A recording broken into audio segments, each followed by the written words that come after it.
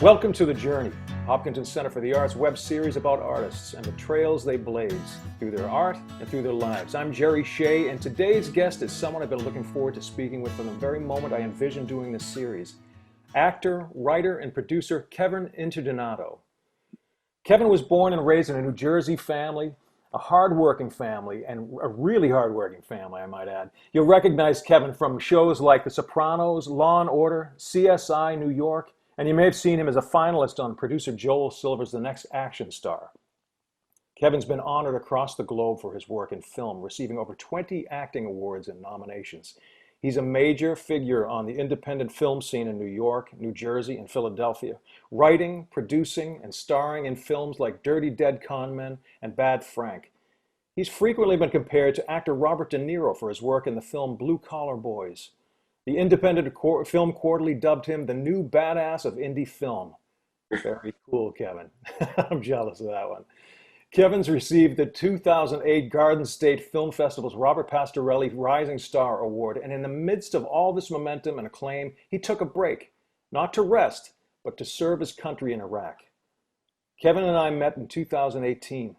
We were introduced by his wife, the gifted actor, producer, and director, and star of Showtime City on the Hills, Amanda Clayton. It is my firm belief that together they've started a new filmmaking dynasty. Kevin Donato, welcome to The Journey. Thank you so much, Jerry. I appreciate that. Thanks for having me. Grateful to have you on board here. And I know that you have so much going on in your life these days.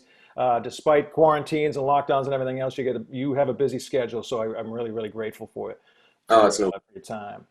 You know, this is a show about, as the title would project, that it's about journeys. It's about our paths through the world, through life, through our art. It's about the past, the present, and perhaps the future. And it would be great to kind of hear about your roots. Sort of, if you're thinking back, I always think of you. When I think of you, I think there's a Jersey guy. And I know your New Jersey roots have been important to you. I just thought you could speak about that a little bit. Sure. Yeah, ironically enough, the name of the show, I think, makes everyone or an actor that's been in the game for a minute, you sit back and you go, the journey, wow. Because you're just always plugging ahead, forging forward. Very rarely do you sit back and really reflect and think about the journey. It's always about the journey ahead. But yeah, I'll give you a little backstory. Born and raised in New Jersey. My mother was a preschool teacher, father owned a construction company. That's all I ever did was construction from a young age on. I joined the military when I was 17 years old, and I went to boot camp when I was 18. I joined the Army National Guard in New Jersey. So that was 1997. I started acting when I came back from boot camp. I was taking random college classes, couldn't find what clicked. I was trying everything to satisfy a need that I couldn't identify. And I took an acting class on a whim outside of college. And then that was the last day I went to college. And I just kind of continued my studies in New York. Continued with my family business, was booking work, and was doing pretty good for a couple years in. And then we got the call. My National Guard unit got activated to go to Baghdad in 2004. Came back, knock on wood, and wasn't sure I was going to act again. That was a pivotal moment in my life. I think it kind of scared me because it was, being in the Army National Guard, your commitment is 1 weekend a month, 2 weeks in the summer, or 2 a month in the summer. You train, and you really train for war. So when I went to war, that was a whole different experience for me and anyone else that was even active duty. But I guess what surprised me, what I was doing out there, I was kind of good at. So when I came home, I was contemplating going active duty and leaving the acting career. But I knew that wasn't going to fulfill me. So I ended up staying in it. I jumped back in about a year later, got my head clear, and just started hitting the pavement and going forward. I guess it hit a point in 2010 where my brother and my father kind of cornered me a little bit, and they said, "What are you doing?" And I said, "I'm, trying to be an actor." And they said, "You are an actor, and you got to do it." So they basically, in so many words, said, get the hell out of here.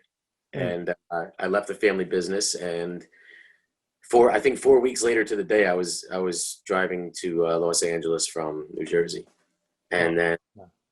went to LA. That's a whole other experience, Los Angeles. Mhm. Um, I booked work pretty quickly. The first 6-7 months went really well, and then I realized that there was so much downtime being an actor that I couldn't sit still. I thought that I needed more to do. I couldn't fill my days enough just being an actor, so I jumped into producing, and I went to a couple production companies that fell short, unfortunately, but I did learn a lot, and I sustained my acting career through then. Met my lovely wife, who happened to be from Rhode Island, the East Coast girl, and that was that. So we met up. Her career went well. I kept going forward, producing and acting, and we looked around after a few years and said we just kind of want to go back to the East Coast. Mm. So that's what we did. Came back a couple of years ago, and everything's going. Everything's going. Yeah. That's it. So, man, there's so much in that. You just covered right up till today, man. I mean, there's just so much as you're talking. I'm like, man, there's a whole conversation around any one of these points you made too. A New Jersey guy. When I think of you, also, when I meet people, sometimes in our industry, you know, the nature of the work that we do in storytelling and being on camera, we Yeah. have to be so focused on ourselves. But you're a guy who never seems to be. And I feel like even some of our earliest conversations were about family, about where you're from, about your family, what your folks did, what you did when you worked with your dad. Up there. And when I say, like in the introduction, this guy worked incredibly hard. I mean, construction is hard enough, but you're up there plastering ceilings, and I saw some little video of you recently doing that. Like, I think maybe for fun, you know. But and this guy is not afraid of hard work. So that is something that to me shines through your work and gives an authenticity. It gives you an ability to sort of play these different characters. I had a teacher back at NYU who used to say certain people are folksy. And I'm like, well, what do you mean by that? Does that mean like warm and fuzzy or whatever? It's like, you just get a sense of their past in their family, their roots, who they are through their experiences with other people. And that's how I would describe you as well. A folksy guy. There's an authenticity Oh, uh, thanks. about you. And I just think that is, I won't say rare because I met a lot of amazing people, and I'm very blessed to have met some incredible people and great friends in this business. But it is hard to, to find the time to just kind of connect on that human level. So it's very, Yeah. very nice. I think it speaks to that the way we met. We were at an event, and we were all at this fundraiser with Jimmy Cummings and Yeah. playing, and Amanda introduced us, and it's like fast friends. All of a sudden, the next time you meet, it's like, hey, how you doing, buddy? That's how you seem to be with everybody on set in the cast when you joined City on a Hill. You came on board with that, and Amanda was already on the show, and you came Yeah. in. What I consider is you were the guy who brought this measure of authenticity to some of the operational procedural things, and a character is essentially a guest spot to come in to kind of make it look real, and to know now that you're a character, you're going to be coming to the fore in that production, in that TV series. Yeah. So Yeah. Just that's exciting. thanks, man. I appreciate that. Thanks, Jerry. Yeah, we just found out we're rocking and rolling on October 13th. It picks up again, and I'm gonna make a couple more episodes as well. So looking forward to it. Yeah. That's great. Yeah, I was talking to a few other people on the show too, and the first time I heard the date, but that's fantastic. I know Yeah. everyone will be sort of underground. I won't be able to talk to any of you for a while because you'll be so damn busy. But I'm glad that they're taking the plunge and going back into Brooklyn and Yeah. getting Yeah. it done. For me both, man. Yeah. Yeah. I'm curious. We've talked a little bit about this before, but in terms of you were an athlete in school, yes? Yeah. Yeah. Yeah, I think anybody looking at you could kind of assume that. What was, were sports a part of your life? Was that something that really kind of interested you in going forward? Did you aspire to do that? You know, Um, I was. I think I was. I think it was one of those things that I wish. We all wish we could have done things different. I was naturally athletic. And I regret it because I look at my work ethic now, and I wish I had that work ethic younger, to know what it was like to work your ass off for things, or at least just work harder. And I think with that athletics, some things just kind of came naturally: football, wrestling, and I boxed. And it was just kind of not easy, but I didn't have to put that much into it. Mm-hmm. Then I became an actor. And it was like, whoa, you know? And I, much like a lot of people, just expected things, you know, based on what? An idea, nothing. But when you really get into the business and you see what it is, and you can attest to this, you realize that, you know, you got to eat, sleep, drink it. And then try to figure out how to essentially micromanage your life so it doesn't overwhelm you, and make sure you have that family time and everything, you know, because it's it'll eat you up and spit you out. Mm-hmm. Mm-hmm. You know? Yeah, I mean, it's interesting. You know, I know a lot of friends who have, you know, they were great wrestlers, fighters, or, you know, Yeah. ball players in high school, college, and they get snapped up by some of the Wall Street firms, you know, the brokers. They love that sort of that aggressive sort of go-getter thing. But interesting in your case, it was like because you were talented at it, you didn't have to work at it. So the work ethic is something you probably got from your parents in you know in other ways. Yeah. You Yeah. didn't, you know, stranger to hard work, clearly. Um, Yeah. Hard work was there. It was instilled in me at a very young age. I just wish that I wish that I had to work harder at more things when I was younger. I think it would have just prepared me. So in a way, I do wish that I wasn't a natural athlete in certain respects, or, you know, I did sports my whole life. And then when sports, you know, essentially end, and you choose your career path, there's no such thing as being there are natural actors. I think you can attest to that. You know, there's elements of charisma or charm or whatnot, or just being comfortable on camera. But there's no such thing as I don't think having a natural ability to succeed. mhm, You know, and that was a whole other ball game that I was not prepared for, but I was ready to go to war with. You know. mhm, mhm. And do you, you know, you talk about, you know, working construction Mhm. and going into the military, playing sports, all that too. But in the midst of that, somewhere along the way, there must have been that first artistic impulse. Do you remember what that might have been for you, and when it happened that you sort of Yeah. recognized it? Oh yeah, yeah. When I was younger, yeah. And to follow up what we were talking about the sports, Yeah. you know, I was never great. I was never great. I was just really good, and that always bothered me.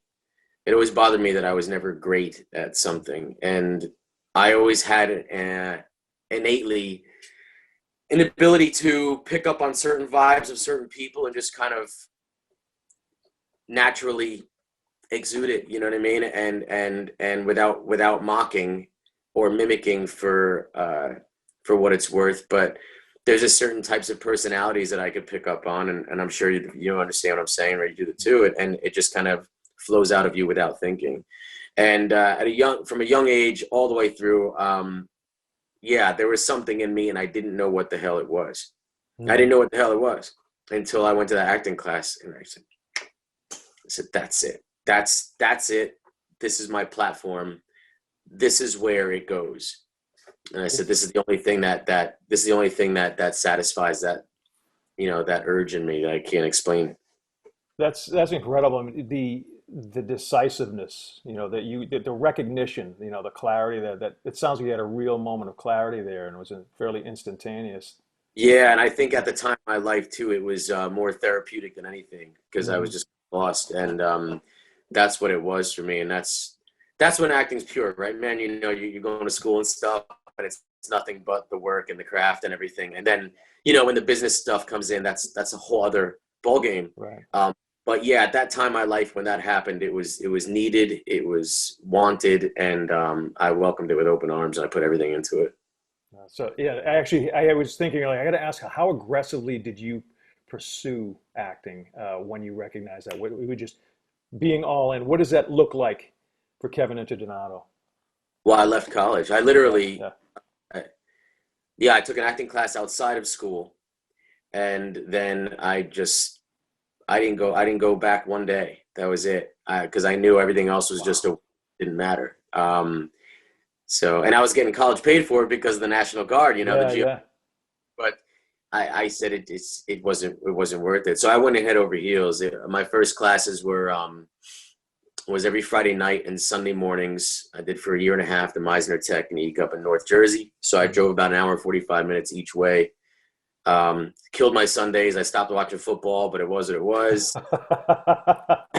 Had to commit, Yeah. Yeah, and I was pretty diligent. I was diligent. I was as diligent as I possibly could be while still holding on to the life I had before it. And moving to Los Angeles, I was able to break away. Hmm. If my old man was digging a ditch and I had an audition, I wasn't going to go any audition. Hmm. That was my thing. So I wanted it so badly, obviously, but there was a moral thing that I was just not willing to step over. And, I think, over time, my dad and my brother both saw that, and they're like, you got a thing going here. Cause I was booking work, but I could have had more opportunities if I lived in New York City. I lived 2 hours away. Yeah. So, I was holding myself back a little bit, and I actually needed someone else like them to really just, drive it home. Yeah. Well, that's a real gift to have people in your life who recognize that for you, and they could have easily said, "Hey, what are you doing? Get back over here, grab a shovel." Yeah, But yeah, you're doing for them. It's nice when you're all watching out for each other and what that person needs to be fueled. yeah, And yeah, fed. man, That's great. very I much. think that what you're describing here is someone who it makes sense to me now that you are someone who is not afraid of jumping into it, but also to pick up an immense project, to be writing movies, to produce things, and say, yeah, let's spend the time and effort and the money and the blood, sweat, and tears to create the blueprint for a film, and then say, yeah, we're actually going to get this thing done. Yeah, And for people out there to know, I mean, people say it's a miracle when you can get something shot. When you yeah, can make a movie, you need to be given some sort of award anyway, just for getting it done, right? yeah. It's Hard enough to write it, but to go in and with that kind of a work ethic and that, that determination must have served you well. yeah, I did. I always feel like I'm not working hard enough. Always, even if I put a full day in and it's 10, 11 o'clock at night before I close it up. I'm like, did I do everything? Is there anything else I could do? This and that. And then by then Amanda's giving me the back of her hand and she's like, stop. You know. Well, she Um, works pretty hard too, though. yeah, yeah, yeah. Yeah, yeah. And I'm fortunate, man, with her here. I have the ability to bounce off my significant other, everything in my business world, and then vice versa with her. Hmm. And Hmm. then going to tape for auditions, we direct each other. So, we really Oh, that's work great. out well. But yeah, yeah, You guys work on self tapes together, all that yes, stuff. Yeah, that's awesome. I mean, to have someone, Elaine, my wife is a nurse, as you know, and she is willing to do that for me. It's incredible, and she's actually gotten quite good over the years. There are times I'm like, whoa, she's coming at me in a scene, and I have to say, can you back off a little bit just so that they want to hire me and not you. But it's nice to have somebody that supportive around. It seems yeah, the only way it works, right? yeah. It is, it is. I remember when going on tape first started, and you remember when it was like this, you going on tape, and all of a sudden actors had to buy cameras. Yeah. And then we had to edit the videos, and I was like, I don't know how to use a camera. I don't know how to edit. I don't know how to do anything. And we had to learn all that stuff. And then come full circle, now it's, your phone on Yeah. the tripod, and that's it. It's simple. But yeah, that was a whole new element of our career that was kind of pushed on us that no one was really expecting. Yeah, I love it. Having left the business for 20 years the way I did, and then to come back and say, guess what? You can stay up in Massachusetts. You don't have to be down here to be going after jobs. It's such a break. Yeah, yeah, man, I can Yeah. imagine. Yeah. Jeez. Even for you to not have to get into the city every other day. It's a huge break. And I love how there's certain apps out there that you can just use now. I won't Yeah. name them here on the show. We'll wait till the sponsors of the show. But but there's some that make it super super easy for those For those, you guys can email me. Any acting students out there of mine, feel free to email me for the tips on that. So, I think about, that you have Amanda in your life. When you look back, was there anyone else in your family or in your life in any way, from school or anywhere, that was an influence on you? Another artist in your life, in your family tree, anything? Creative influence? Yeah. Oddly enough, my great uncle was on Broadway. Oh, really? Yeah, and he was a dancer, and passed away when I was, let's say, 10 or 11 years old. And I remember him always trying to teach me how to dance and this and that. I'm like, Uncle Mike, I don't want to dance. Get out of here, And I do the waltz. Get out of here. I don't want to do the waltz. But the older I got, I see the path he took in his life then. And he was a brilliant guy. He was a dancer. He was on Broadway, and he did a lot of wonderful things. But anything from that era that he didn't really translate to now. The relationships he had are no longer when I came into the business. But creative influence, no, not really. As far as life influence, my father, I don't even have to think about that. Mm-hmm. He came from pretty hard times, and he made something out of himself that most wouldn't. And just to see his path and his journey, mm-hmm. I hold myself to a very high standard to be half the man that he is. Yeah. So I always have that in the back of my head. Am I working hard enough? Am I doing enough? And what would my old man be doing right now? And that's always there clawing at me. So I have a driving force, whether I want it or not. It's good to have that touchstone, So yeah. Will my dad be thinking about this? It's if we all have one person in our life like that, we're doing pretty well, Yeah, very lucky. Very, very cool. You had mentioned the Meisner technique when you jumped into this whole hog the way you did, but you started out with that was my alarm to remind me to call my mom after the show. Sorry about that. Anybody in so did anybody steer you toward Meisner, the Meisner technique to get formal training, or how'd you decide on that? Oh boy. So before the acting class that I took, actually this is kind of relevant. Before that acting class that I took, and I said, this is it. I was searching around for an acting class, and I found one in Fort Lee, New Jersey. In the newspapers, in the classifieds. I won't mention the name of it. It turned out to be a scam agency. They got over on a lot of people, got over on me. I thought I had some street smarts and everything when I was that age, but it doesn't prepare you for this industry. It's different. Mm-hmm.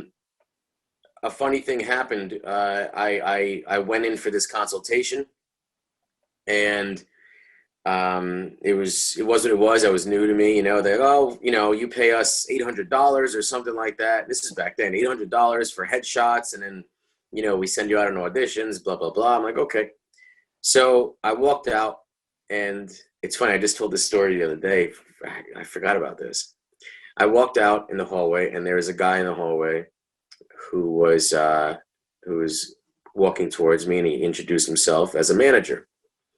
He said, yeah, you got a great look. I said, oh, thanks, man. He said, yeah, you just signed up with this talent agency. I said, yeah. He said, yeah, we work together, yada, yada. And this isn't a big office building, like say like the 10th floor, whatever it is. No one's around, just me.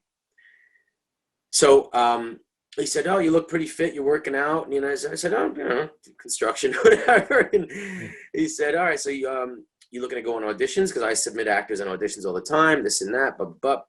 And I said, yeah. He said, well, let me look at you. I said, okay. So he's looking at me, and he said, you willing to do modeling and everything like that? I said, I don't know about that. Nothing against it. I just didn't ever think of it. He said, well, there's good money in it. You just have to take your shirt off and this and that, and, like ads. I said, I don't know, man, whatever. And he said, well, why don't you take your shirt off real quick? And, let me see your physique. Mm-hmm. So I said, now, I wasn't a dumb kid, I got my share of scraps and this and that. I've been around the block. But when you're in those situations, when you want to be an actor, when you want to, not even when you want to be an actor, you know, when you want to succeed and jump into this business, you feel like you want to take on the world, and you don't second guess things as much as you should. And I said, I don't want to take my shirt off. We're in the hallway. So go lift your shirt, lift your shirt. Now I'm getting like weirded out. So, Good. Yeah. you know, I said, and I did. And I lifted my shirt. He wanted to see my stomach, right?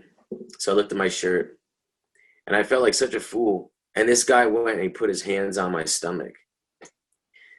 I hit this dude so hard, he fell into the wall, right? He was out. But that's not the thing that sticks with me. It wasn't a big deal for me to crack somebody. I'm from Jersey, you're from Boston, you know the deal. But it was the fact that someone did that and I let that happen. I didn't know any better. And, you know, they talk about, there's a lot of the Me Too stuff going on, you know, and it's very relevant, very real. It doesn't just happen to women. Nothing really happened to me. I wasn't a victim. I'm fortunate about that. But in this business, my first day, so to speak, at this, coming out of a scam agency, a full scam agency. And I just, by the way, I forgot to mention, I actually just cut them a check when I walked out of the office, before I walked out of the office. And then there was this, you know what, outside. And he did that. And yeah, I decked the dude, you know, but it was a big wake up in the call in the business. And then, you know, a couple of days later, whatever, no phone calls. They're not picking up their phones at the agency. It's just kind of like dead now. Lost my money. This guy's like, you know, putting his hands on me. I was like, wow, this is the business? Like, I didn't even act yet. You know what I mean? Yeah. And I ended up taking an acting class. I found one and went to it. And that's when I said, okay, this is it. This is it. Yeah. So that was my first step into the acting industry. Day one. Yeah. Scam agency and a scam and a scum. Yeah, right. That's a twofer. Yeah, it was very, you know, to this day, I can still kick myself in the ass for doing something so stupid as lifting my shirt to show this guy who says he's a manager my abs. You know, like I didn't know any better. I'm like, okay, you know, you can get me work or whatever. People get sucked into that. And, you know, it was what it was. But very early on, I said, okay, I see how this business is. Yeah. You know. Yeah, that's the thing along this journey, as we call it. There are those trolls under the bridge. You know, every so often, it's, you know, I tend to say it's not so much the business, but the business does attract people like that. You know, yeah. They know there are people out there who are predatory creatures. Who know that there are people who feel they want it so much, they want this business so much to succeed for a host of reasons. Yeah. And they sort of smell blood in people, particularly young people or just anyone, you know. And it's, you know, you're a street smart guy, a tough kid, and not used to having to think about that stuff. You know, it's a hard, terrible lesson to learn. And you see, obviously, you're not a guy who, you know, assigns yourself victimhood. At the same time, that was bad enough. That was bad enough. Yeah, it was just an experience. You know, like I said, I'm very lucky that I didn't get sucked into something more.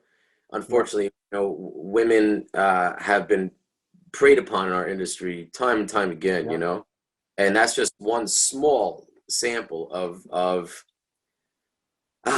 how people could take advantage in many ways in this business. Yeah, many. And it's interesting how it can become institutionalized, you know, as we've seen in people who gain power and get into real positions of power, who are not just parasites on the outside sort of latching on, but people who are movers and shakers in the business. Yeah. But, you know, hopefully we're weeding them out slowly but surely. Yeah. I mean, that guy got his, so whatever. yeah. It sounds like immediate instant karma, as we say, right? Yeah. Jeez. Sometimes that's called for. But I'm grateful for you know, your candor and, you know, your openness about that experience, because there's, you know, there are people who watch this show and will tune in the future.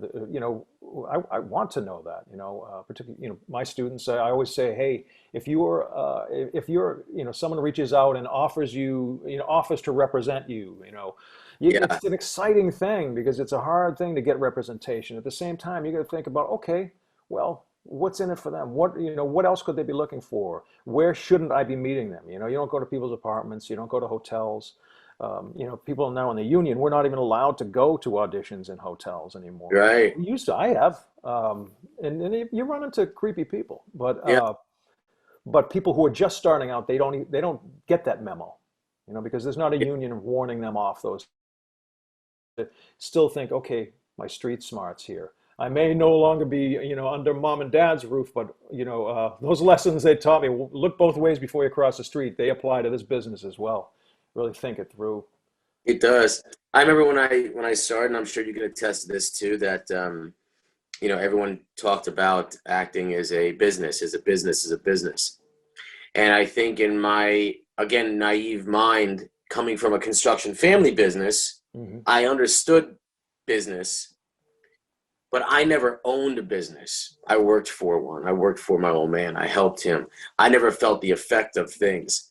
So even though acting is a business, I think a lot of people, myself included, back in the day, be like, I know business, which is a stupid thing to even say. I know business, and you don't understand the acting business until you're in the acting business, and you got to spend some time there, and you got to get, sometimes you get beat up a little bit. It's a very interesting thing, very interesting. Yeah. To navigate. And those are the people that the people that you meet along the way. Some of them become part of your circle of friends. Yeah. I remember, when my kids were, growing up and, starting college or going out into the working world, that sort of thing, just saying, hey, don't be shy about networking. And networking can sort of sound like a disingenuous thing, or kind of a glad handing or schmoozing, that sort of, something that lacks sincerity. But Yeah. my true network are my friends that I happen to have worked with in the business. So we're of like mind, the people that I trust, the people that I love, that we share common values. You will recognize some really good people along the way, right? So it's how did you after an experience like the one that you had, so right out of the gate, how did you kind of open up and start to kind of build your network, having had a lesson like that? I don't that's the thing. I didn't have one. I'm not going to say I wasted time. I don't regret anything, but not moving to New York City, staying 2 hours away, focusing on my studies, and auditioning as much as I possibly could. That's all I had. I tried to network. I mean, back in the day, you can go actually knock on a casting director's door. Those were cool. Because that separated the hustlers, you know what I mean? You can go knock on people's doors, and some of them were open to it. I met a few casting directors that way. But those days are gone now.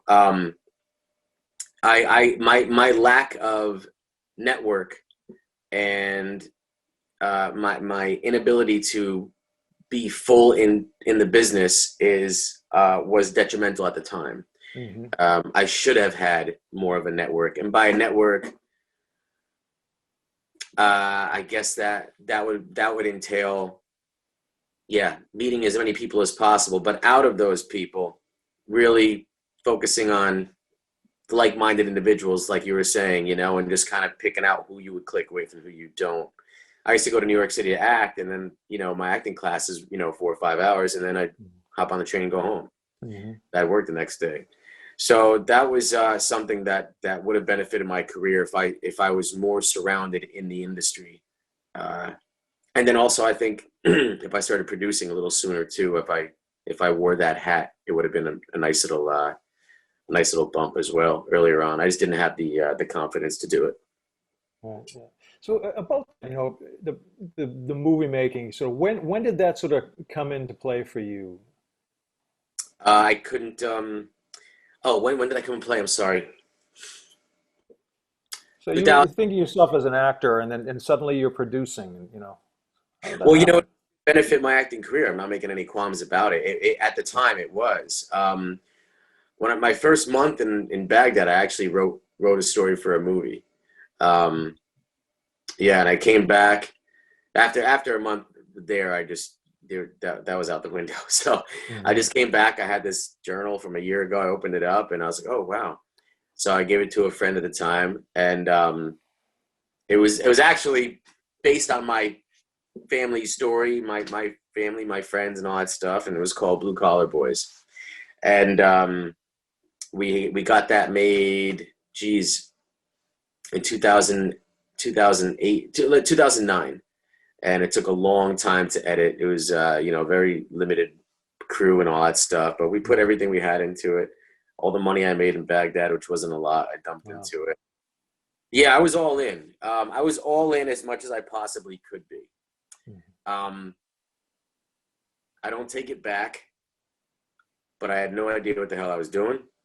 And obviously I lost all that money.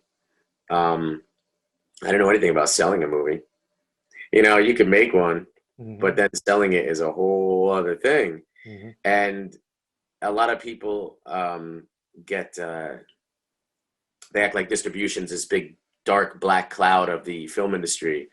And I used to think like that too, but then just being in the business longer, and you meet people, you act in films, the films go somewhere, you meet distributors, yada yada. Now it's just, other people, a network of people, distributors, and then you pick the ones that you click with. It's funny how it came full circle like that. By the time I made that first movie, it was because I wanted work and I couldn't get the auditions I wanted. I couldn't audition enough. When you're a workaholic, or not, any actor would audition every single day, 7 days a week if we could. Sure. I mean, we just would, but that doesn't happen. So that's what I wanted. And I was like, well, I can't get this. I have to work on something. And I just put my nose to the grindstone and worked. I think as the years go on, you tend to learn where to direct your work and your energy, because either some people are fortunate that they have a mentor of types, or people that have been around the block to say, don't do that, you're gonna waste a lot of time and money, and go this way. Or you just been through it and you get beat up a little bit and you learn. So I think it comes full circle. I guess you can attest to it too, right, Jared? It's like it comes full circle, and you kind of you measure your time and your energy, and you're like, okay, what makes most sense here? I'm not just gonna go do something for the sake of doing it if it's not going to get me fulfillment or reward or something. And it's really what it comes down to. It's like chiseling. So you keep that same fire, that same work ethic, but you direct it a little bit more, a little smarter. So where did the storytelling come from? That I always wrote stories. I always wrote. Yeah. And did you, before acting was on the horizon for you, you someone who had stories in them, told stories, wrote stories, what, at school, that sort of thing? Or? No, not on my own. I mean, in school too, but on my own. Wrote stories, just stories. Yeah, just wrote stuff out. I'd say I kept journals, but journals turned into, me being the Incredible Hulk and jumping off buildings. This is, it just went there. And I love the notion of not having any limits. And that's, I think, what entices me so much about acting. Because there's no rules. We got rules in life, and rules bother me sometimes. And when you put the pen on the paper, it's just as much satisfaction as I get actually working in front of the camera. Yeah. It's ironic, between action and cut, there's all this freedom. It's such a limited amount of time and all this stuff around you, all these people around you, but there's such a freedom in that. I hear you. I don't know if I'm a writer though, man. I appreciate it. Amanda gets on me about this, but I don't want to discredit writers. Like someone like Chuck, he writes every day. Yeah. He's a writer, I've written several screenplays, and for the most part, what I write, either I'm going to get it made or I'm going to make it. So in that notion, yes, I'm a writer. But it's I wouldn't discredit an actual full-time writer. That's like a writer acting in a couple, as his acting once or twice, and then he's like saying, I'm an actor. Okay, so be it. You know what I mean? Right. But I wouldn't want anyone. Well, you have respect for it. I think it's the key. You have respect for it as well. I mean, I have read your stuff. I've actually seen things that you produce and written, and it's. I would call you every bit a writer. I think you're a triple threat: produce, writing, directing too. I think of the film Bad Frank. Yeah. watched with you and Amanda, and I would recommend that to anybody to see. It reminds me the tone of that, the muscle in that movie. It just reminds me of those 1970s gritty films where there's action, there's character, there's its own brand of morality. Mhm. You know, you've been compared to Robert De Niro as an actor in a certain film, and too. And when I saw you in Bad Frank too, I was like, yeah, also, you know, Charles Bronson. You know, there's a Ron. masculinity. Bronson. You know, I don't know if anybody's ever said that to you before, but it's just, you know, there's just sort of there's a whole set of films back in the 70s that I think it just kind of reminded me of, and it made me curious about what films turned you on. So what were the kinds of movies that you wanted to do when you started out in this? And do you feel you're doing those at this point? Well, when I started out, I was obsessed with capturing reality. Um, the truth, right? I mean, we just, we go for the truth. There was when I started, it was 19 when I started acting, I was into film before that, and that's when I saw Laws of Gravity. I saw Desolation Angels. I saw Bobby G Can't Swim. I'm talking about these New York City independent film, when independent film was independent film. I Hmm. know the people watching this are going to see it, really know what indie film was like when it first surged. Obviously Warren Beatty, Clint Eastwood, they did independent film too. But when there was a lack of money and people scrapped together and had to make creative choices um, based on lack of funds and whatnot, and they just captured reality. There's a lot of handheld, a lot of grit, not a lot of cutting. I was obsessed with it. I loved the idea of life. I still do, but now I like the idea of having fun too. I didn't think about having fun when I was younger, but now, yeah, I'll jump in a Marvel movie. You kidding? It's not about. It's always about the art, of course, but Yeah, yeah. fun too. And my wife always reminds me, like, loosen up. You know what I mean? It's fun. So, yeah, that's really what I was obsessed with. I would say, even in acting class, I was obsessed with peeling the layers off, getting to the core of things, literally not having any notion of what just happened, Mm, kind of thing. mm. Um, what about yourself, Jared? Was there? I mean, I know your work, man. You're brilliant. Was Oh, there a thanks, man. um, was there an essence of capturing that as well when you first started out, or even now? And you could see it in your work, but was that what you were striving for when you first started? You know, I think about this a lot, and I think I probably more as the older I get about sort of what drove me into this too, and some of Yeah, it was escapism, you know, yeah, as a yeah. kid from my world.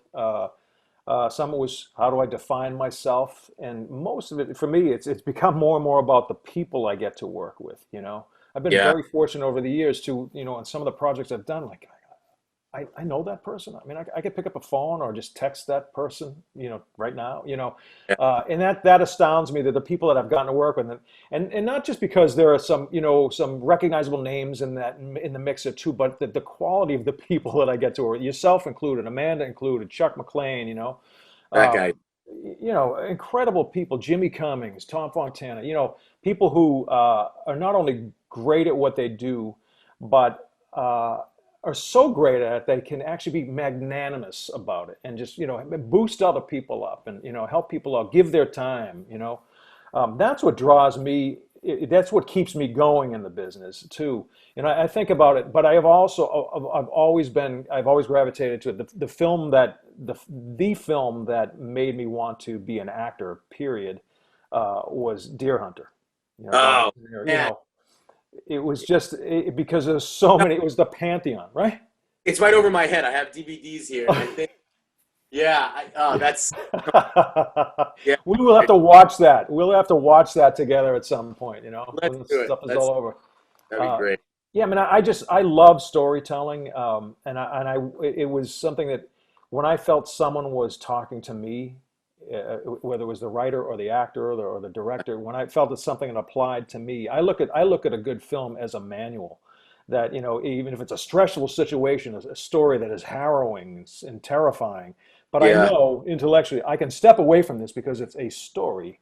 But I'm Yeah. also learning how to deal with the harrowing aspects of my own life Yeah. through other people's experience. It's sort of an inexpensive way for me to deal with life. Yeah. And to Yeah. the degree that I can do that for other people, I feel that that's sort of a ministry in my life that I like to hold on to. It's part of my mission. I hear you. I hear you loud and clear there. As you were talking, I was thinking about this thing we strive for. I wouldn't even cheapen it with words. There is magic there a lot, and I don't know about yourself, but I've done a lot of films that sucked. I'll just say they were horrible. This came at a time when I wanted to do nothing but work, and I took anything and everything that came my way, Hmm. Hmm. and always holding myself to a certain standard, always doing the best I possibly could. But our medium in film and TV, but film, especially lower budget independent film, is controlled by other people. We're essentially a cog and a spoke in the wheel.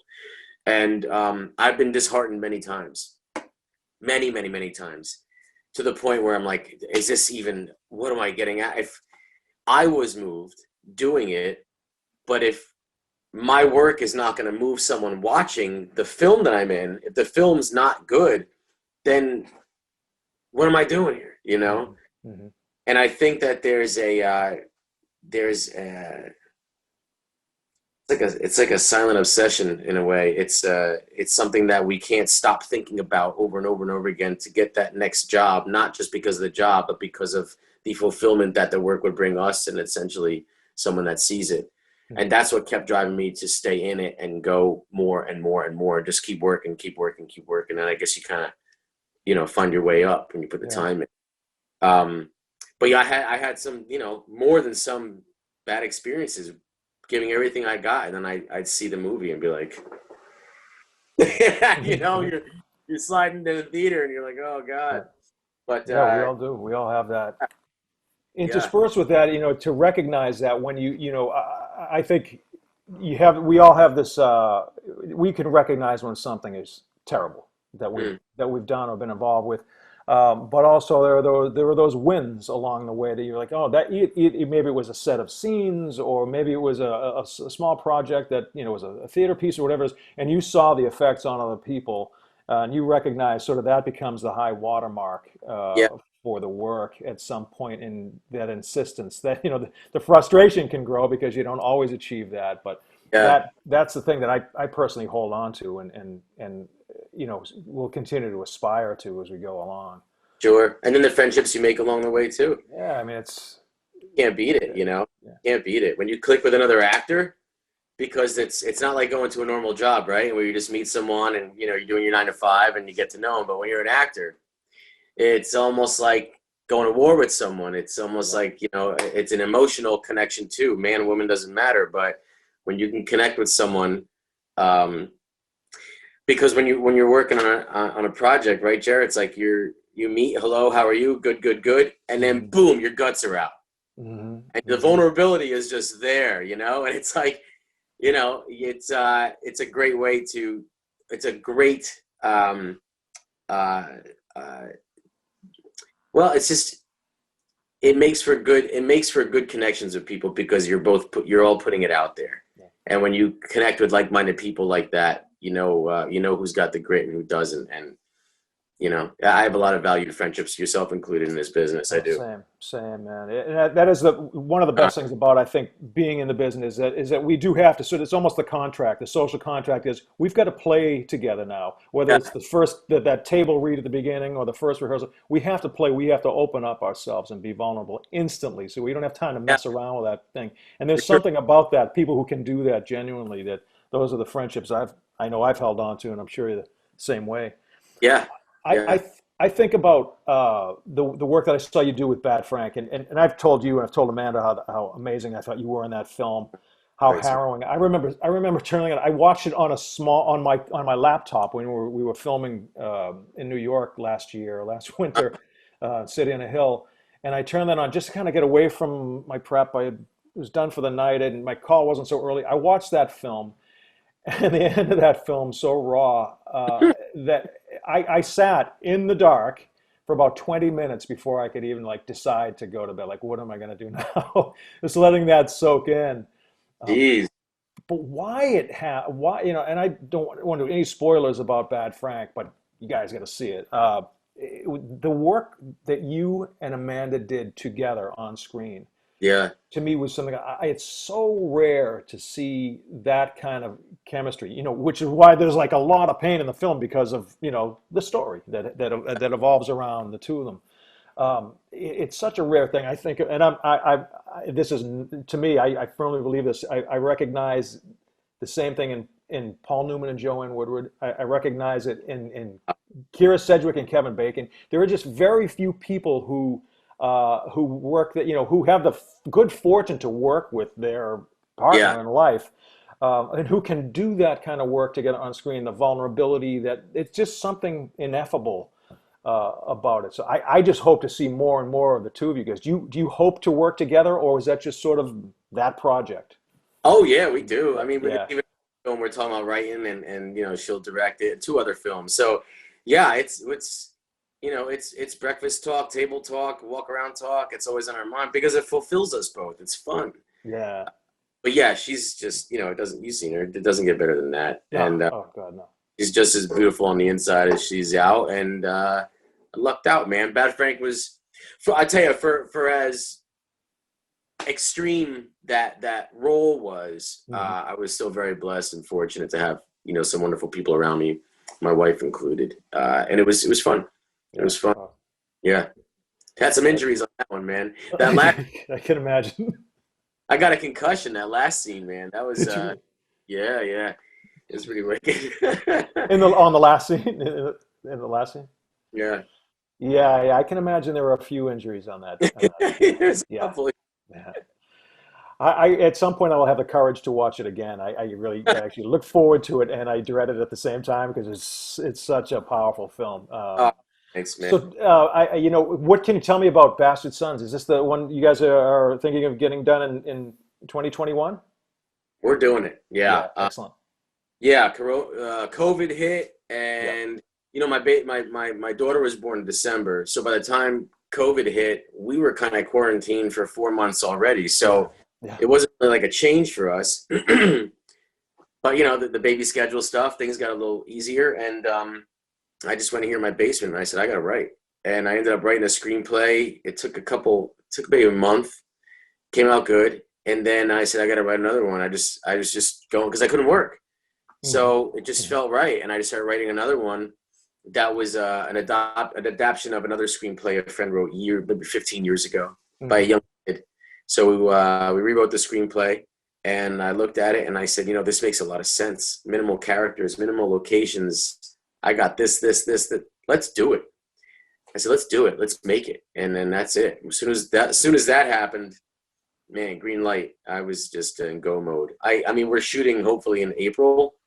I have 95% of the props already.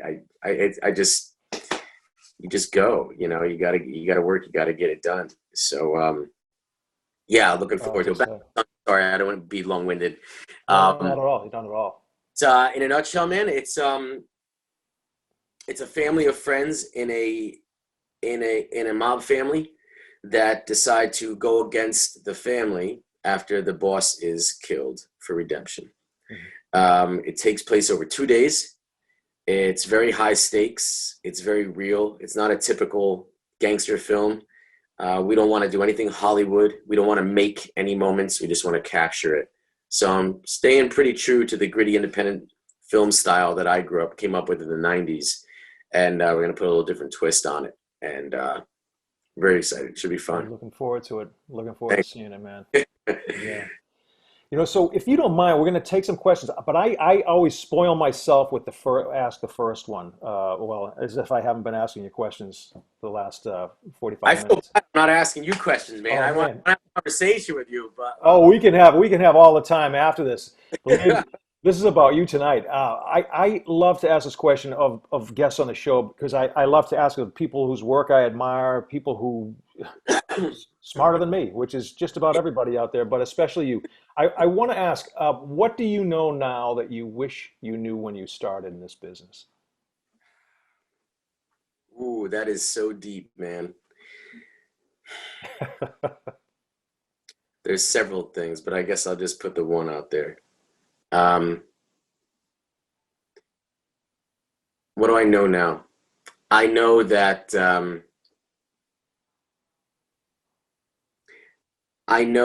it is imperative to believe in yourself through and through, thick and thin, no matter what. And I feel like I wasted a lot of time not believing myself. And I wish I could have that time back. Mm. I wish I could have that time back. That's the number one by far.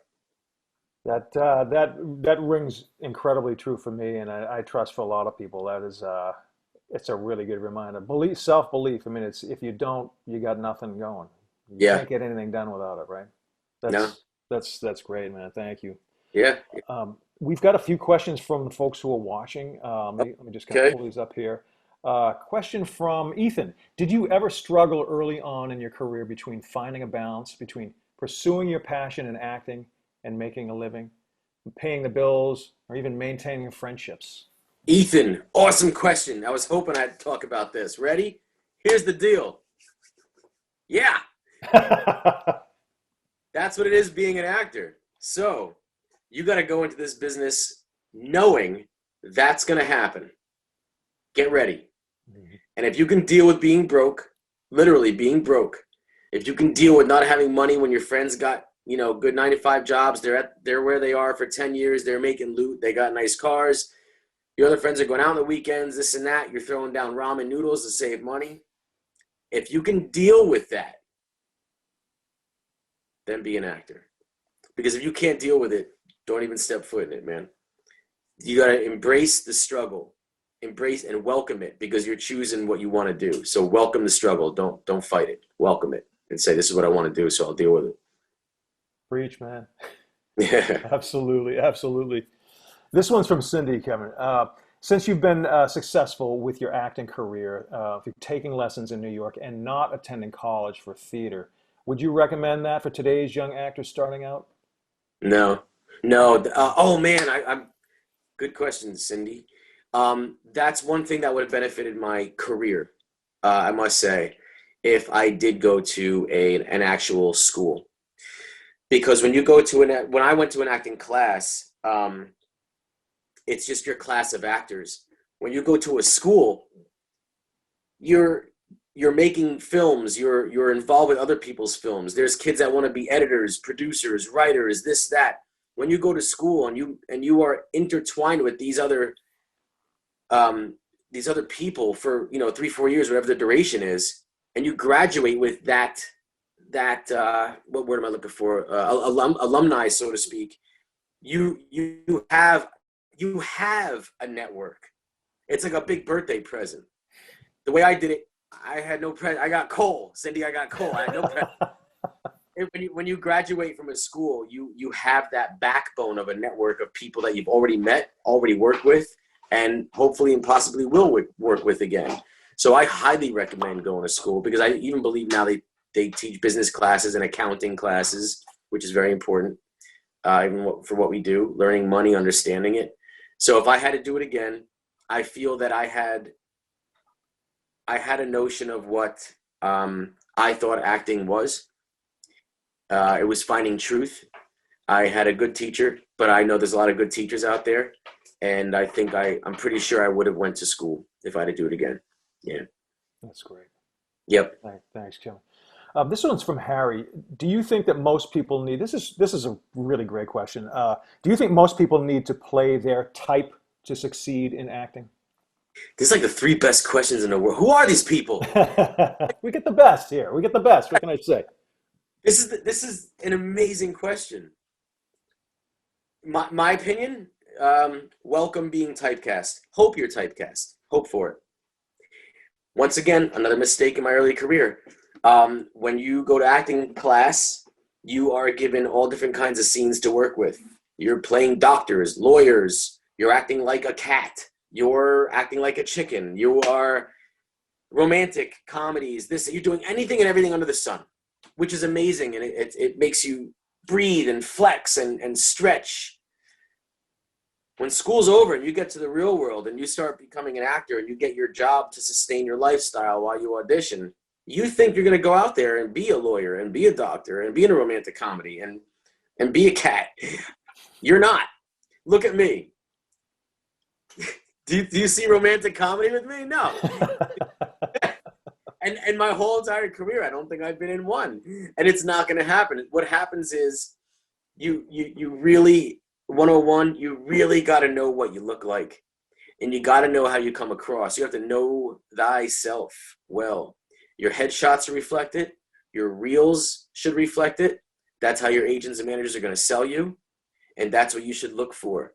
Because once you get these jobs and you make your way in, you're doing what you do great. I'd rather get jobs and audition for things that I do great than good. And once you get in the business, you can look at everyone's career. I mean, unless it's for a certain leading woman or a leading man, for the most part, if someone says a certain actor's name or an actress's name, you know what roles they play. Would you say they're typecast? They're working. And this business is so goddamn hard to begin with. Don't even worry about that. Don't even worry about the word typecast. Just know what you do good and kill it and embrace it and go for it. That's your in. That is your in. And I wasted so much time and so much money on headshots that didn't look like me, or trying to get films that I don't look right in. You focus on your strengths. That's your in. It is what it is. Right on. Thanks, Jim. This last question here is one that I'm particularly glad Susan asked, because I find in your work, I mean, there's just so much muscle in your work. There's a masculinity about you. You talk about type, right? I mean, there's a masculinity about you as a guy that comes through your work as well. But the flip side, the underpinning of that is there's a vulnerability too, which allows us to be able to root for, worry about you as a leading man. Kind of invest in your journey in the show, in the film. How do you find the ability to become vulnerable in front of other people in a role? And do you ever struggle with that? Is this you asking me this, Jerry? Susan, but I'm glad she did, because it's one that I'm just glad in the context of your work. I think it's really important for people to see that and appreciate that vulnerability within. Oddly enough, man, I think something just clicked for me. I'm really only comfortable being vulnerable in front of a camera. Not in my life at all. I think I don't know, Jared, I got to get your thoughts on this too, man. I really thought about that. That's a great question. I think I know when those moments are going to be, and I kind of hold them close to my chest, and when they come, I'm ready. When it's time to work is when I can let go. That's the escape that Jerry was talking about. That's what it is. There's repercussions in life, not when you hear action. So the vulnerability that I guess I let myself have in front of the camera, if it's in the character, then yeah, it's I have no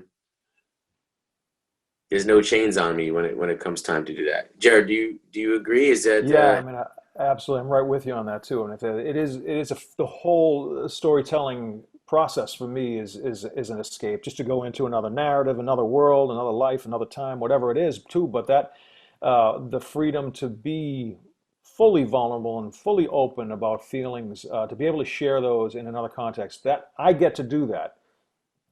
My brothers don't get to do that. Firefighters, they don't get to do that. My father was a school teacher. He didn't get to do that. Yeah. People generally don't get to do that. I get to examine how I feel about something, how I really feel about it, not some character, not somebody else. I get to experience something in a show, in a play or a musical or film, TV, that it's like reading a book. You know, you get to go down into that world. And I'm not sure what kind of guy I'd be without that outlet. So for me, yeah, that's where I get to do it too. I feel very fortunate to have that platform. I hear you. You know, Yeah. I don't want to be long-winded. I remember, this reminds me of something. I did a showcase in New York years ago, and I wanted to do this one scene so badly. I was begging my coach to let me do it, me and this other actor. So it was a crazy scene. I forget what play it was from, but I mean, it was just like complete mental, emotional breakdown. Most of the piece. It was like a 15-minute piece. Mhm. We did 4 showings of it. God, I lost it on those showings. It was horrible. It was it wasn't received well, this and Mhm. that. It was what it was, but I remember I wanted that so badly because I needed that. Kevin needed to do that at that time in my life. I'm like, I need to go break somewhere. Give me the platform to go do this. But it wasn't my kind of role that I play. Mhm. Didn't look good, folks. It was what it was, you Mhm. know? So there's like a little balance there. What I was saying before, maybe Cindy, with I'm sorry, I forgot the name wrong, but Okay, go ahead. uh, it was you have to know what roles you play well. You have to, and what you look good, not meaning good like, you know, handsome or pretty, but just look right playing. And then when you fit in those parameters, because that's how the casting directors are going to see you. They're not Casting directors not going to see a headshot from me and be like, hey, this guy, he's a toughie, but I'll bet you he'd be great in a comedy. There's no, they don't do that. Mhm. They got, you know, they're on deadlines. They're like, I need a tough guy. Yes. No, no, no, no, no, no. Yes. No, no, no, no, no. Yes. That's all it is. That's really all it is. And I wish I knew that 15 years ago. I wish. There's the struggle, man. Well, the people who tune into this show, this episode, to see you say this, you've just saved them about 15 years or more, because I know that is the struggle. We all struggle with that. So Yeah. what we want to get to do, and what we get to do, what we're really great at is what you got to lead with. That's your best bet. And Yeah. you want to sort of make it and succeed in this business. Yeah. Yeah. Well, Kevin, I know you have a lot going on, and I wanted to keep this to a limited amount of time here, but I believe you have such incredible talent, and you're such a hard worker. You're an incredible storyteller. You've been so generous with me over the past 2 years with your time and insight into things. You've been helpful even recently on my little writing project that I've got going too. You're Yeah. you're a rare presence on stage, on set and off, and your determination and your generosity. I just think you're indeed a rare breed in this business, and I Oh, want to thank you. I really think you're building something really significant here in your career and in our industry, and just more power to you. oh, thanks so much. You're too kind, Jerry. Thanks so much, man. And I hope that everyone watching has been fortunate enough to see your work and continue to, man, because you're the real deal, bud. The real deal. So you're Great time, my friend. my wife very much, man, very much. So thanks so much. I really appreciate it, Jerry. Thanks, Kevin. You be well. All right, man. Take care. Good luck, everyone.